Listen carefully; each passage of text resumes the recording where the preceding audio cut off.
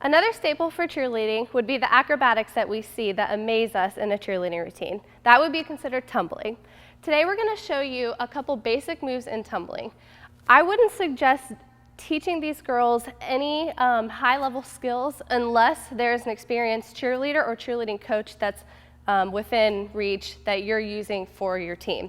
But if you've never cheered before, I have some great moves that you can teach these girls and you can use in your routine.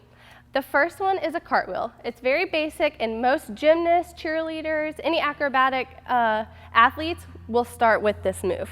In order to do a successful cartwheel, we're going to need to teach a handstand first. You want to make sure that you have good core strength and that you can keep your body in a straight line. The girls by my side are going to demonstrate what a handstand looks like. They're going to have their feet squeezed together, or their legs squeezed together, and their toes pointed, and they're just going to hit a handstand, squeeze their core, and then they're going to step out of it. Okay, so I'm just going to back up and let them show you what a proper handstand looks like.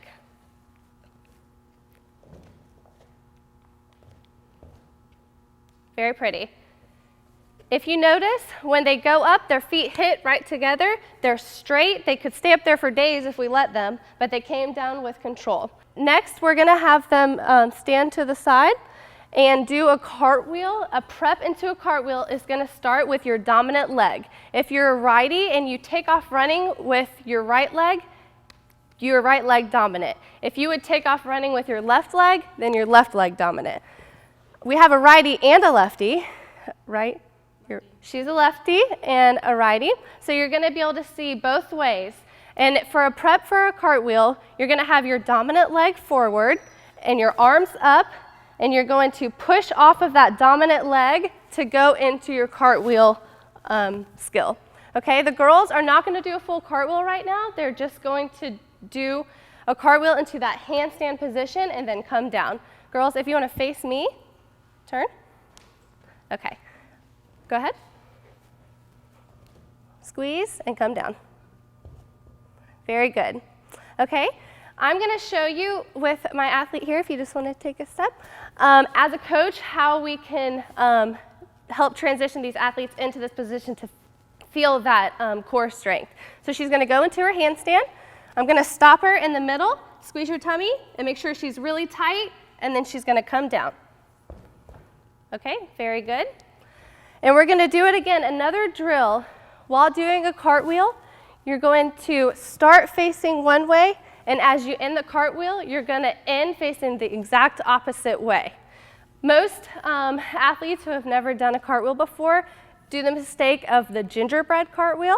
Do you want to demonstrate that? It's where your hips are facing front the whole time. This is not the correct way to do a cartwheel. Okay, we're going to demonstrate the correct way to do a cartwheel, and then I'll show you as a coach how you could do a drill to work this technique.